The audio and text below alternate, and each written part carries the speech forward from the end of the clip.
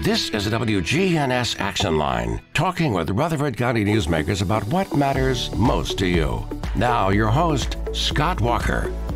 In studio with us this morning, we have attorney John Day, and we're going to be talking about legal things happening here locally and I guess around the country, and one of those things being contracts and hiring a lawyer. John, how are you this morning? Great, Scott. I hope you are. I'm good. A little more chilly out there each day. Does it not seem like that? Yes, but I'm ready for it.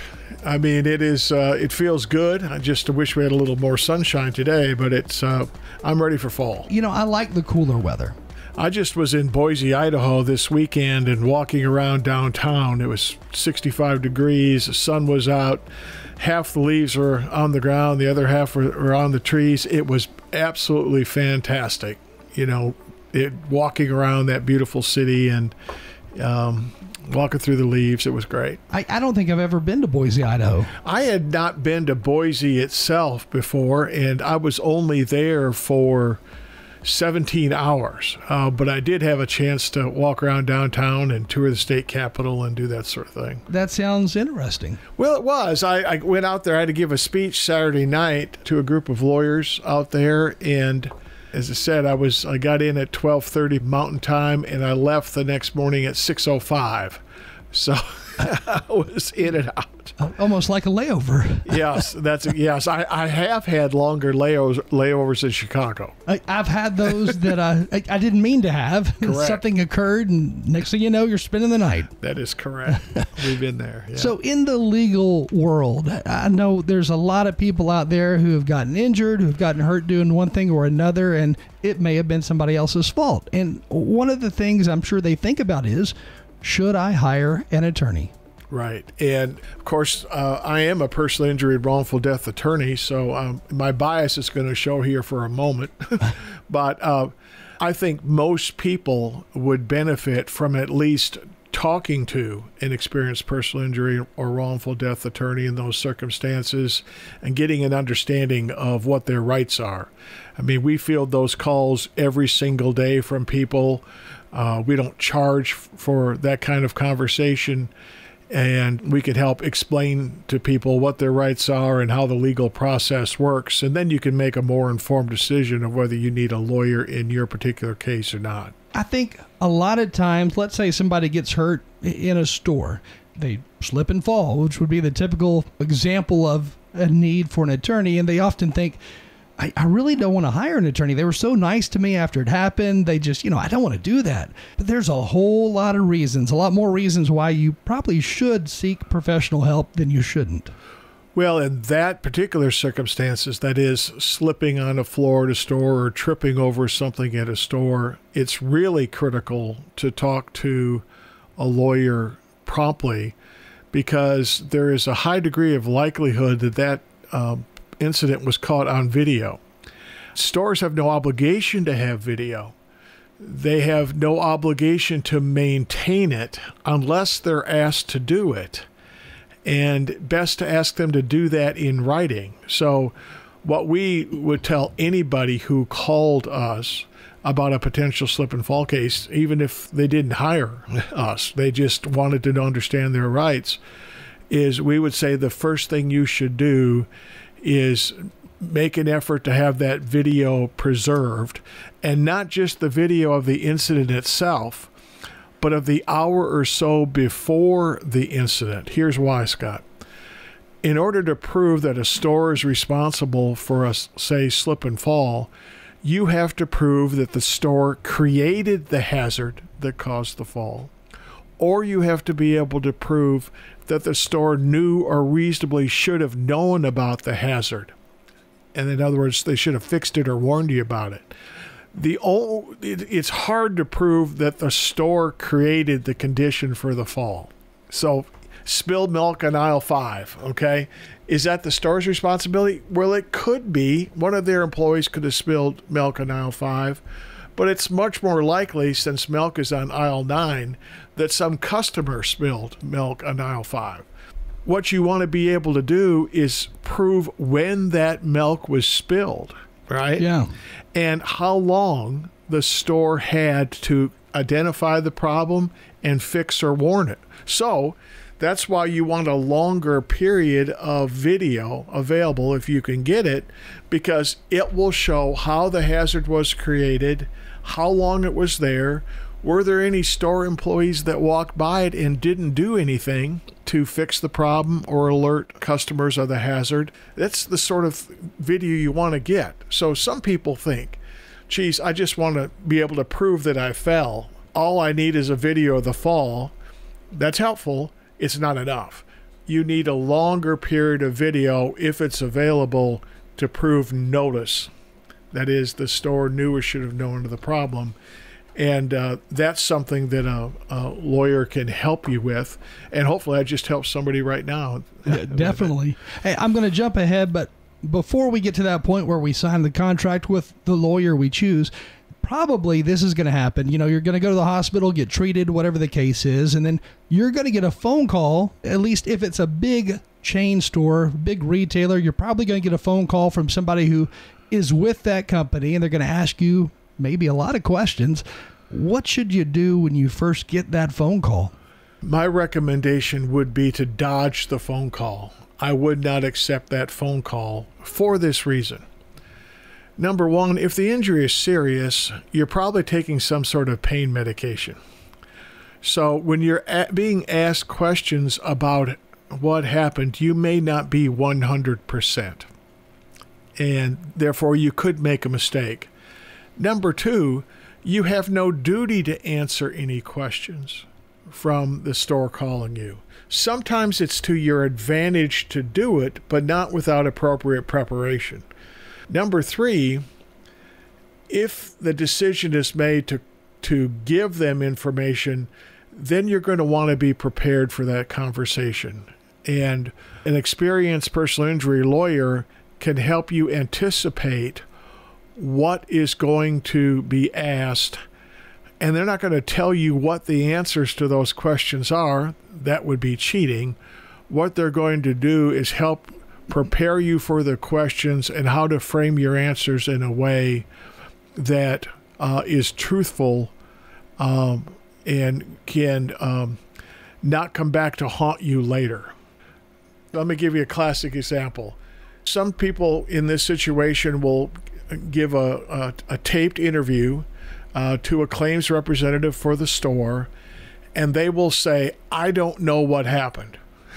Now, it's important to remember, too, though, the person who's calling you, they're probably not, you know, the manager of the store who is so nice, who is so friendly, who helped you that day. It could be some law firm in New York, could be their legal department based in, I don't know, California somewhere. It's not the local person who helped you out, who is so friendly to come to your aid. Well, and they're also trained question askers, right? So this is what they do for a living. And just like lawyers, I'll plead guilty to this, we know how to get answers to questions that favor our client. Makes sense. That's what we're trained to do. And under our legal system, that's perfectly appropriate. When a store calls and has a trained professional examine you over the phone, they're not cheating. They're not doing anything unethical, but they have an objective. And their objective is, number one, get information, and number two, get information that will hurt your potential case or help their defense. Yeah. That's their mission. And once again, nothing wrong with it, but that's their mission. I suggest that people who are seriously injured would benefit from the help of a lawyer to explain how that process works and to prepare you for those sort of questions if the decision is made to cooperate at all. You know, and the situation of what occurred, we'll go to the extreme. Let's say a grocery aisle, the actual steel bookcase or shelf that was put together wasn't put together correctly, and it falls over on you. You know, that would be the extreme. That would be painful. But that's not right. It shouldn't have happened to you. Somebody is at fault. Somebody didn't put all 10 screws in, whatever the case may be. But right. You have to think to yourself, I shouldn't be in this scenario. I should not be in all this pain. I shouldn't have to go to work and tell my boss I can't do this job anymore because I can't stand on my feet anymore all day. But those are the outcomes of a lot of cases. You know, somebody gets hurt and they're injured in a way that they're permanently disabled. Yeah, we've had people who have slipped and fallen that ended up with hip surgery and then later a hip replacement. I mean, there are minor injuries and there are catastrophic injuries in this circumstance. And people just need to take a step back, think about the long-term consequences of what they say and do in this situation, and get the benefit of legal advice. Once again, I've acknowledged my bias. This is what I do for a living. But we have these conversations with people over the phone every single day at no charge, and give people a little guidance. We're happy to do it. It would be unwise not to take advantage of that. Attorney John Day in studio with us this morning. After the person who is injured talks to you on the phone, they set up an appointment, they come in, they say, I feel really comfortable with him. I think I'm going to go with him to better represent me in this whole case. What happens after that conversation? Do you pull out a contract and say, here's what we're doing? Yes. I mean, that's what most lawyers do. In fact, there's certain law firms that send you a contract before they answer any of your questions. That makes it a little unfair. It's not the way I choose to practice my profession, but their response will be, you cannot talk to a lawyer until you sign a contract. In our firm, we will be happy to answer questions. Quite frankly, the people who answer the phone for us and take these inquiries, thousands of them every single year, can answer some questions. They've been trained to do that.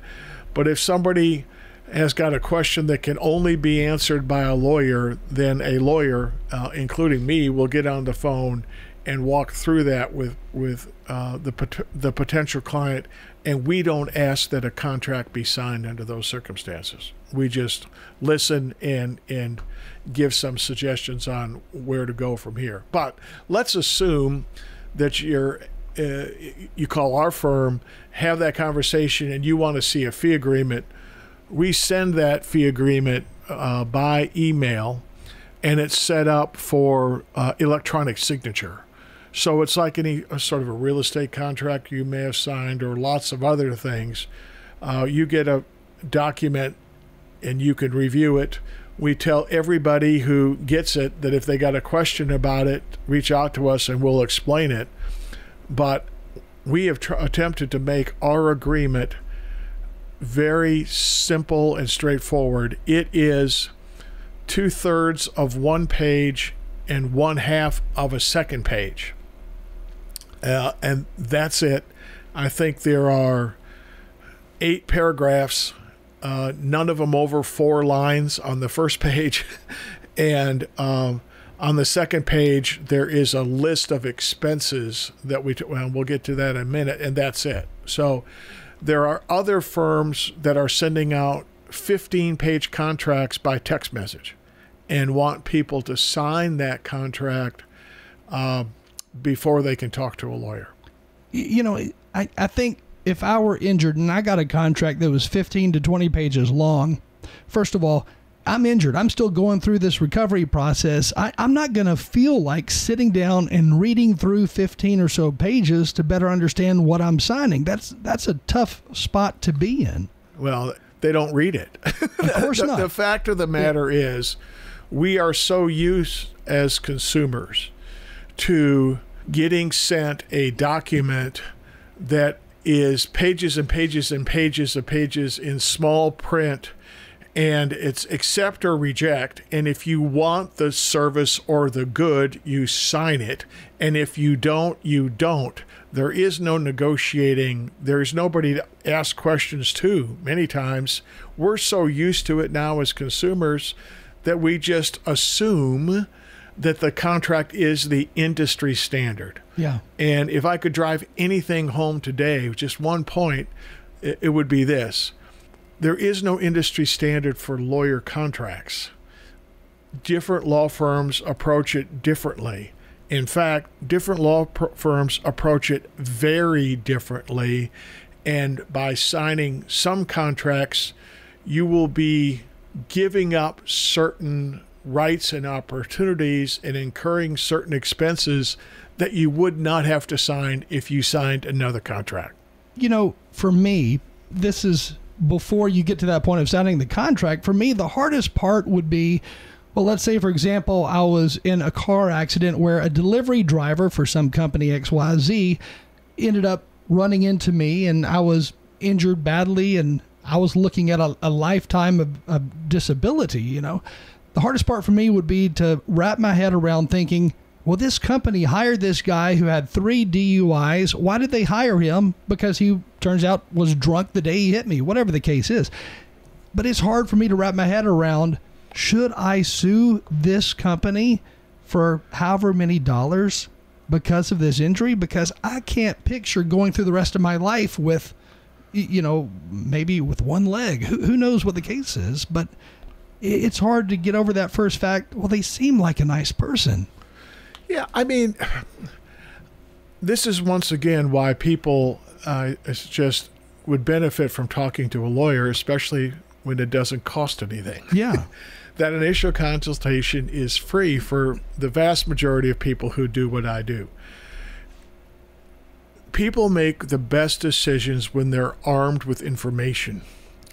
And that information has to come from somebody you trust. It can be easily double-checked on the internet, although the internet, of course, isn't necessarily right. But my point is, gather information and make an informed decision. Don't just assume that things will work out or that you're going to be treated fair.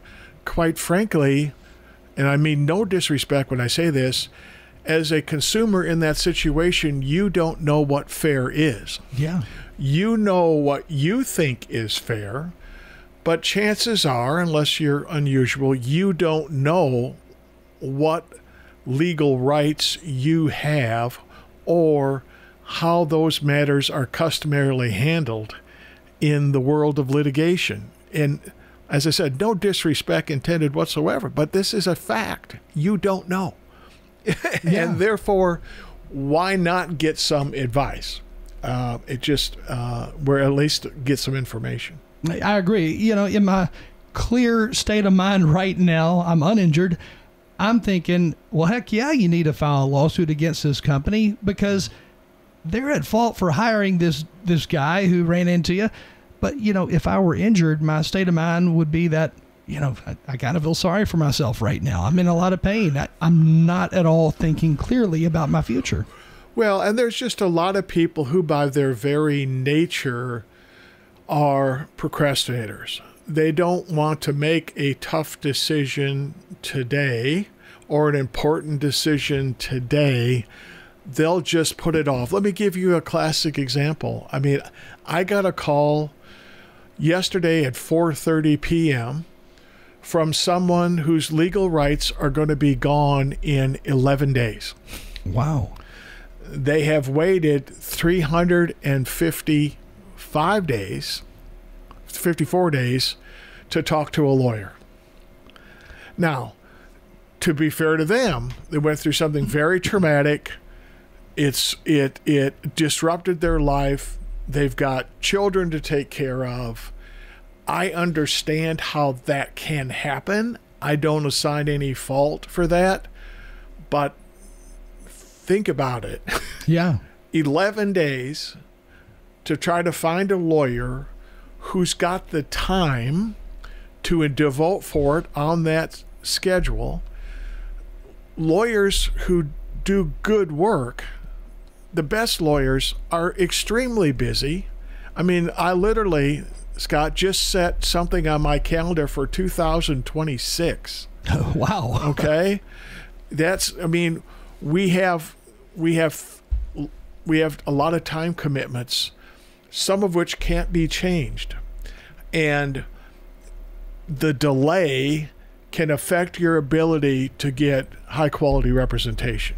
Well, let's talk about that timeline real quick. So if you get hurt, how many days, how many weeks, years do you have to actually do something about that injury to where you get compensation from the company to pay for your medical bills or whatever it is. In Tennessee, the general rule is, there's a couple of exceptions, but the general rule is you have 1 year from the date of the incident which caused injury to take legal action. So if something happens to you today, November 14th, you have until, I always say, November 13th of 2025 to take legal action. That what I just said is 100% correct. In most cases, it's never shorter than that, except in cases involving, well, there's a couple of exceptions to it, but let's just work under the 1 year. But if you want to try to resolve something before you file a lawsuit, you've got to get a lawyer involved much earlier than that, because the lawyer has to do an investigation, the lawyer has to gather medical records, the lawyer has to understand how this injury affected your earnings.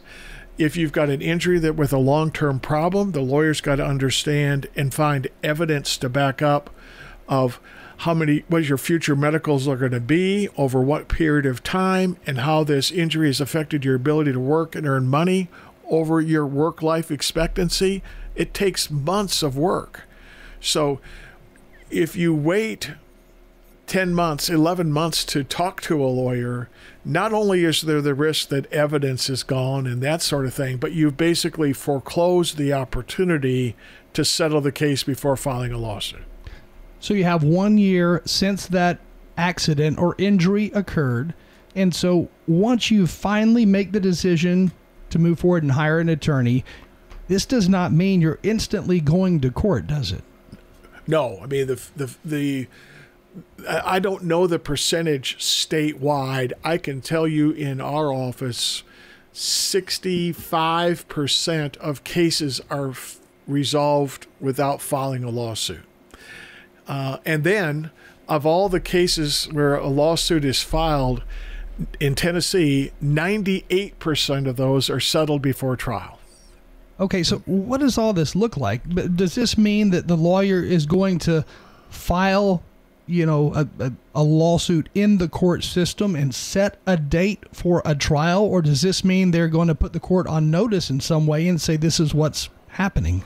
In the vast majority of cases, there will be some effort to settle the case before a lawsuit is filed. And as I said before, in our office, about 65% of the time we'll be able to do that. If a lawsuit has to be filed, you launch into a formal exchange of information with the lawyer for the person you're bringing the lawsuit against. It's called the discovery process. And you will not be able to get to trial in most counties in the state for at least a year and a half, and sometimes 2 or 3 years. In Shelby County, it's going to take you 4 or 5 years. Wow. In Knoxville, it's going to take you over 3 years. Shelby County is the slowest system. Rutherford County is about like Nashville, a year and a half to 2 years. That sounds pretty good. I mean, 1.5 to 2 years or so, that would make sense to me. Yeah, it is. I mean, I will say that the court systems in Nashville and in Murfreesboro work pretty dang well. The judges care. They show up. They want the lawyers to move the cases along. Now, some cases take longer because of the complexity. Okay, yeah. I mean, just by way of an example, one person suing another person is usually a case that can be handled relatively quickly, especially as compared with one person suing 5 people. Yeah. Because those 5 people on the other side mean 5 different law firms. The person who brings the lawsuit has one. So that's 6 different law firms involved in one case. Therefore, you're trying to accommodate the schedules of 6 different lawyers. Man. I've already told you I've got stuff in 2026. Therefore, as you increase the number of people you sue, you increase the amount of time it's going to take for the case to resolve just because of scheduling difficulties. Okay, so we're at that point where we're ready to sign a contract with an attorney that we want to hire. We sign the contract, but within that contract, how do you break down things like, well, we're going to have an expert witness who is a medical doctor. They're going to have to testify. We have to test, product XYZ to make sure it works properly. What goes into all this? Well, let's move back a half a step, and because your question assumed that the contract has been signed. Okay. Let's not sign it until we read it. And then after we read it, if we don't understand it, let's make sure we get questions answered to our satisfaction before we sign it. So the contract will address a couple things. Every contract will address who the claim is against. So if, using your example before, Jim Smith brings a claim against XYZ Trucking Company, the contract will say you've employed so-and-so law firm to bring a claim against XYZ Trucking Company for a wreck that took place on November 14th, 2024. So that defines the scope of the representation. Okay, that's going to be the same in most agreements. Next, there'll be a discussion of the attorney's fee. How much is the lawyer going to charge? Almost all personal injury lawyers will work on what is called a contingent fee, which means they get a percentage of what they recover for the client. So unlike, for instance, if you get arrested for a DUI or shoplifting or something like that, a lawyer who represents you, a criminal defense lawyer, is going to want a certain amount of money up front. It'll be X number of dollars, and you pay up front, and that lawyer promises to represent you in that matter for that amount of money. A personal injury lawyer will say, you don't have to pay me anything up front, but if we win this case at the end, I get a certain percentage of what I recover on your behalf. Okay. That percentage in Tennessee is going to vary between 33.33% and 45% is the highest I've ever seen. In automobile and truck wrecks, we're talking about Jim and XYZ, that type of case right now, our firm charges 33.33%. Okay. As I said, I don't know anybody who charges less. And the reason we charge 33.33% is because that's what I've been charging for 43 years. So that's what I do. But there are other firms and more firms that charge 40%. So you think about it, well, okay, 33.33 to 40, that's a 6%, 6 2/3% increase. Not really. It is 6 2/3 percentage point increase, but the fees are 20% higher. Ah, yeah. So look at this. You have a case that's worth $60,000. A lawyer who charges a third would get a fee of $20,000. A lawyer who charges 40% would get $24,000. So you're paying a lawyer who charges 40%, 20% more than you would pay a lawyer who charges a third. Now, as a consumer, you have the right to pay 50% if you want to. You can pay whatever you want. But the point I'd like people to take away from this is there are lawyers, and it's not just me, there are lawyers out there who charge a third. So when you look at it, you have to say, do I want to pay this law firm who wants to charge 40%, 20% more than I might pay another lawyer? And the next question is, well, it depends. How good are the lawyers? Yeah. If they're equal, then obviously I would want to save 20%. If the one who charges less is better, than the one charging $40, then you say, well, this is pretty clear. I want to go with the person who's going to give me the best result and charge less. Yeah. If the firm that charges more is worth the extra 20%, then of course you're going to pay them extra. Just know you're paying them extra. Now, there's a lot that goes into a lawsuit, and they're expensive to begin with because you're reaching out to all these different medical professionals, or let's say whatever industry that person's in, industry professionals. I mean, there's a lot that goes into this and a lot of expense that goes into it.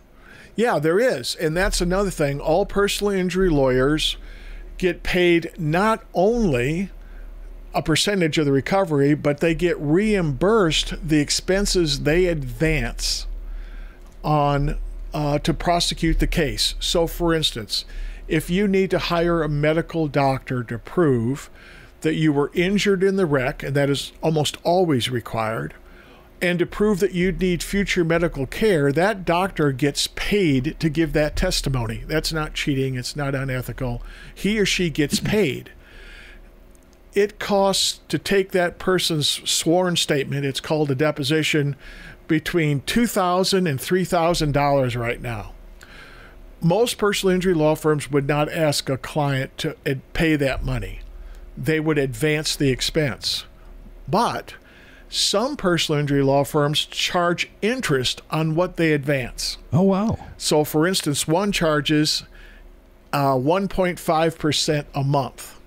How do you know that going into it? 'Cause it's in the contract. Wow. It's in the contract. But other firms like mine, we don't charge interest on those expenses. And you're going to say, well, it's only 1.5% a month. You know, it's like a credit card. That adds up quick. It adds up quick. I'll give you an example. We just resolved a case for somebody, and we spent $135,000 out of our pocket to advance the case. It was a big case, okay, Yeah. A very significant case, a man who was horribly hurt. If we had charged interest on that money, we would have charged him an additional $7,000 or $8,000. These are things I think people need to think about or ask questions about. That is exactly right, and understand that there is an alternative to it. That's the thing is, people think, oh, this is a form contract, this is what everybody uses. It's like signing up for cable. It is not signing up for cable. It is, or should be, different ways of approaching how professionals approach their contractual relationships with their clients. Yeah. And the expense thing is a thing that it's not snuck into the contract. It's there in black and white. But when you get a 15-page agreement on your cell phone, chances are you're not going to read it. You're right. And that's why we're talking about it here today. Again, attorney John Day in studio with us this morning. You've got offices in Murfreesboro, Nashville. I guess the easiest thing to do, find you online and then go from there. Or call me at 615-867-9900. Again, John Day in studio. We're going to take a short break and then we will be right back. At Middle Tennessee Electric, we see the lines that link us all, illuminating our neighborhoods, empowering our businesses, and helping us to recharge. Because we believe in the power of good energy. Whether it comes from our grids, the sun, or a kind heart. And as your family and our region continue to grow, you can trust that we'll always be there for you.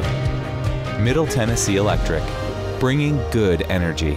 If you're near retirement or thinking about retiring, you probably have a lot of questions. How do you make your savings last? You're ready for retirement, but are your finances? Let's work together to help ensure your finances can keep up with your unique needs over the long haul. I'm Edward Jones Financial Advisor Lee Colvin.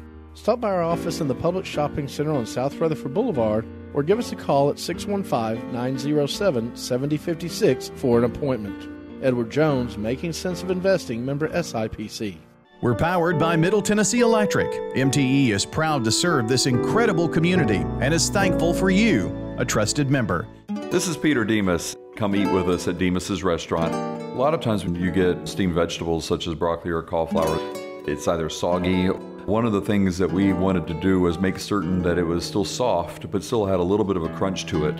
And so we worked on the procedure of how to cook that.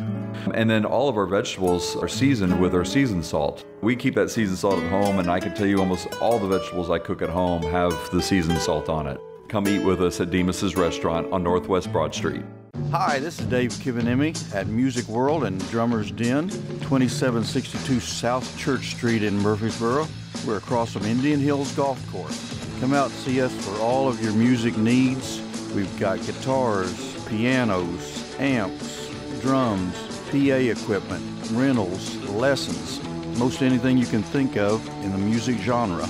Come see us at Music World and Drummer's Den on South Church. We're across from Indian Hills Golf Course. Hi, this is Tina Fox at the Rutherford Farmers Co-op. Please come and see us for all your gardening, home, and farm needs.